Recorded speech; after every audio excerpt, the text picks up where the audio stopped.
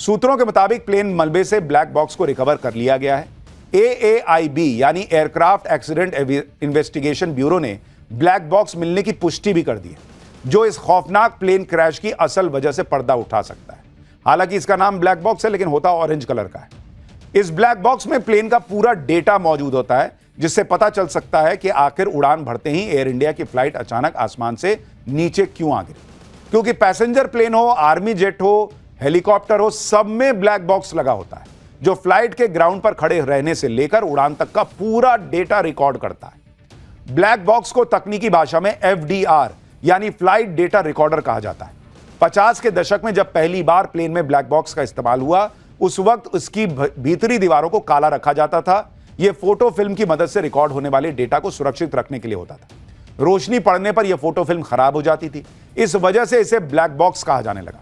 इसके नाम के साथ भले ही ब्लैक लगा हो, लेकिन असल में यह बॉक्स ऑरेंज कलर का होता है, ताकि क्रैश की स्थिति में चमकीले रंग की वजह से इसे ढूंढने में आसानी हो। ब्लैक बॉक्स स्टील और टाइटेनियम से बना होता है, ताकि बड़े से बड़े हादसे और आग लगने पर भी इसे नुकसान न पहुंचे। इसकी मजबूती के बारे में भी आपको आगे बताऊंगा। ब्लैक बॉक्स में कई तरह के सिग्नल, बातचीत और तकनीकी डेटा रिकॉर्ड होते रहते हैं। ब्लैक बॉक्स में दो तरह के रिकॉर्डर होते हैं। पहला FDR यानी फ्लाइट डेटा रिकॉर्डर। ये कई सारे डेटा जैसे प्लेन की स्पीड, ऊंचाई, प्लेन का वर्टिकल मोशन, उड़ान के ट्रैक को रिकॉर्ड करता है। इसके साथ ही ये इंजन की जानकारी जैसे फ्यूल का फ्लो, थ्रस्ट जैसी जानकारियां भी स्टोर करता है। इसके अलावा फ्लाइट कंट्रोल, प्रेशर, फ्यूल जैसे करीब 90 तरह की डेटा की 24 घंटों से अधिक की रिकॉर्डेड जानकारी फ्लाइट डेटा रिकॉर्डर में स्टोर रहती है। दूसरा CVR यानी कॉकपिट वॉइस रिकॉर्डर। यह नाम के मुताबिक कॉकपिट में पायलट और उसके सहयोगियों के साथ होने वाली बातचीत और कॉकपिट की दूसरी आवाजों को रिकॉर्ड करता है। यह रेडियो में हो रही उन बातों को भी रिकॉर्ड करता है जो कॉकपिट और ATC यानी एयर ट्रैफिक कंट्रोलर के बीच होती है। अगर ट्रैफिक कंट्रोल वो ग्राउंड स्टाफ होता है जो फ्लाइट एयर ट्रैफिक कंट्रोल वो ग्राउंड स्टाफ होता है जो फ्लाइट को उड़ाने में पायलट की मदद करता है। यह रेडियो के जरिए पूरी उड़ान के दौरान पायलट के संपर्क में रहता है। अब यह भी समझना जरूरी है कि भयानक से भयानक हादसों में भी प्लेन का ब्लैक बॉक्स कैसे सेफ रहता है। भाई सब जल गया, ये क्यों नहीं जला? इसे जिस स्टील और टाइटेनियम से बनाया जाता है उस पर 1100 डिग्री सेल्सियस तक की गर्मी का कोई असर नहीं पड़ता। यही नहीं, समंदर में करीब 6000 मीटर तक की गहराई के दबाव का भी इस पर कोई असर नहीं होता। यह इतना मजबूत होता है कि 20,000 फीट की ऊंचाई से गिरने या फिर महीनों तक समंदर में डूबे रहने के बावजूद इसमें मौजूद डेटा सेफ रहता है, सुरक्षित रहता है। ब्लैक बॉक्स को किसी भी प्लेन के पिछले हिस्से यानी टेल सेक्शन में रखा जाता है, क्योंकि हादसे के वक्त प्लेन के इस हिस्से का सबसे कम नुकसान पहुंचता है। लोगों को जितनी हैरानी इस प्लेन क्रैश पर हो रही है, उतनी ही हैरानी इस बात पर भी हो रही है कि इतने भयंकर प्लेन क्रैश में कोई आदमी कैसे जिंदा बच गया। अहमदाबाद प्लेन क्रैश में सिर्फ एक पैसेंजर जिंदा बच पाया। रमेश विश्वास कुमार नाम के पैसेंजर का बचना किसी चमत्कार से कम नहीं। आज प्रधानमंत्री मोदी ने भी अहमदाबाद के अस्पताल में प्लेन क्रैश के इकलौते सर्वाइवर से मुलाकात की। यानी जो व्यक्ति बच गया वो भी कह रहा है कि मुझे नहीं पता मैं कैसे बच गया। कुछ लोग कह रहे थे कि अरे इसने जो है इमरजेंसी डोर खोल के कूद गया। मतलब लोग भी अजब अजब बात करते हैं सोशल मीडिया पे। प्लेन उड़ा है, अभी 30 सेकंड नहीं हुआ है, उसको पता चल गया कि प्लेन गिरने वाला है। और इमरजेंसी डोर क्या है? आपके घर गाड़ी का दरवाजा थोड़ी कि खोले कूद गए। पहले उसका एक शील्ड हटता, पहले अपना सीट बेल्ट खोलिएगा, फिर उठिएगा, फिर एक शील्ड हटाइएगा, फिर उसको खोलिएगा, फिर उसको घुमा के ऐसे टेढ़ा करके निकालना पड़ता है।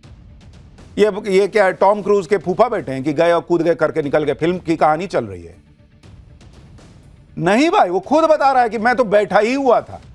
अब शायद उस तरफ उतना इंपैक्ट नहीं हुआ और उधर का प्लेन का हिस्सा टूट गया और ये निकल के बाहर चला गया, तो वहां से बच गया।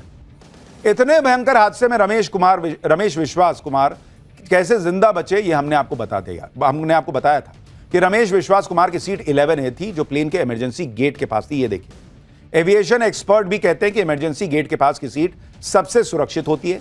इमरजेंसी गेट के पास सीट होने की वजह से रमेश की जान बच गई। हालांकि रमेश विश्वास को अभी तक खुद यकीन नहीं हो पा रहा कि वो इतने भयानक हादसे में जिंदा बच गए। अच्छा, एक चीज और देखिए, अब ये नहीं है कि कल से एकदम मारामारी कर दीजिएगा कि भाई मैं तो इमरजेंसी डोर के पास वाली सीट मिलेगी तो ट्रैवल करूंगा, तो नहीं करूंगा। इमरजेंसी डोर के पास भी और लोग भी बैठे थे, उसमें से सिर्फ रमेश जी बचे हैं। तो सिर्फ उस डोर के पास बैठ जाने से आप बच जाएंगे, ये कोई गारंटी नहीं है। इसीलिए इसको चमत्कार कहा जा रहा है कि वो बच गए। खुद कह रहा है, मुझे भी नहीं पता मैं कैसे बचाऊं, क्योंकि मेरे सामने सब जल के मर रहे थे। प्लेन के अंदर से जिंदा बचे शख्स की कहानी सबको हैरान कर रही। वहीं कुछ ऐसे भी भाग्यशाली पैसेंजर हैं जो टिकट होने के बाद भी इस प्लेन में चढ़ नहीं पाए और इसलिए बच गए। भूमि चौहान ऐसी ही लकी पैसेंजर है। भूमि को कल अहमदाबाद से लंदन जाने वाली फ्लाइट पकड़नी थी, लेकिन वो ट्रैफिक जैम में फंस गई। जैम की वजह से एयरपोर्ट पर 10 मिनट देर से पहुंची। तब तक प्लेन के लिए चेक इन बंद हो चुका था। भूमि ने हाथ पैर जोड़े लेकिन प्लेन के अंदर नहीं जा पाई। आप सोचिए इन्होंने इस वक्त कितना कोसा होगा स्टाफ को कि 10 मिनट तो लेट हुई हूं, क्या होगा अगर मैं चली जाऊंगी, ये वो पूरी बहसा बहसी हुई होगी या कुछ तो झड़प हुई होगी। आज उनको लग रहा होगा कि बाप रे बाप, जिन्होंने जिन स्टाफ ने मुझे अंदर नहीं जाने दिया वो उनको भगवान की तरह दिख रहा होगा। वो मजबूरी में वापस लौटी और आज भूमि और उनके परिवार वाले इस बात से खुश हैं कि नहीं लौटती तो आज वो भी नहीं बचती। इस बात का दुख भी है कि इतने सारे लोगों को अपनी जान गंवानी पड़ी। सुनिए भूमि ने क्या बताया। लंदन जा रही थी और मेरी फ़्लाइट का टाइम था 1:10 का, तो हमें पहुंचते थोड़ा 12:20 हो चुकी थी और 12:10 को एयर इंडिया वालों ने चेक इन और सब कुछ करना बंद कर दिया था। मैं वहाँ पे चेक इन के गेट पे पहुँचने के बाद मैंने उनसे रिक्वेस्ट भी किया कि अभी 10 मिनट ही थोड़ा लेट हुआ है तो मुझे जाने दो, जो भी इमिग्रेशन और वो होगा मैं फटाफट से सब क्लियर कर दूंगी।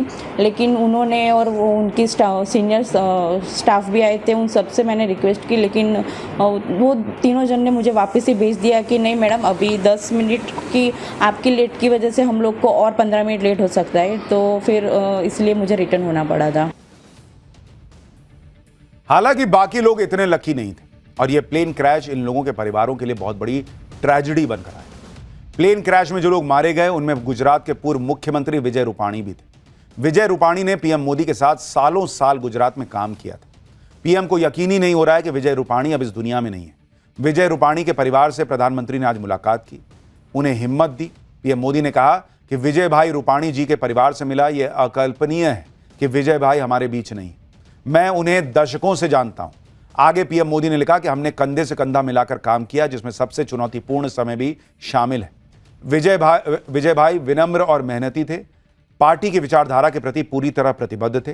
पद पर बढ़ते हुए उन्होंने संगठन में अलग अलग जिम्मेदारियां संभाली और गुजरात के मुख्यमंत्री के तौर पर लगन से काम किया। दुख की इस घड़ी में उनके परिवार और दोस्तों के साथ संवेदनाएं। अहमदाबाद में हुए हादसे से सैकड़ों परिवार बिखर गए। इस ट्रेजेडी की ऐसी ऐसी कहानियां हैं जिसे सुनकर किसी का भी दिल बैठ जाए।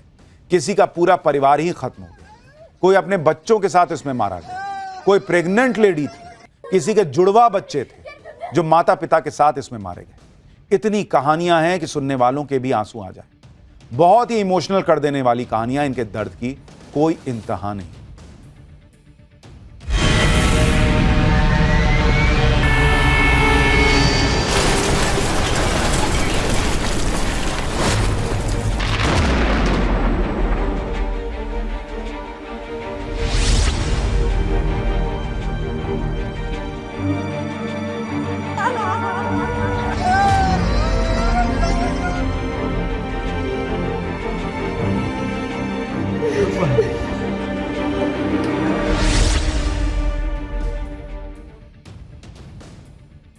अहमदाबाद में जो हादसा हुआ उसमें 1 मिनट से भी कम का वक्त लगा।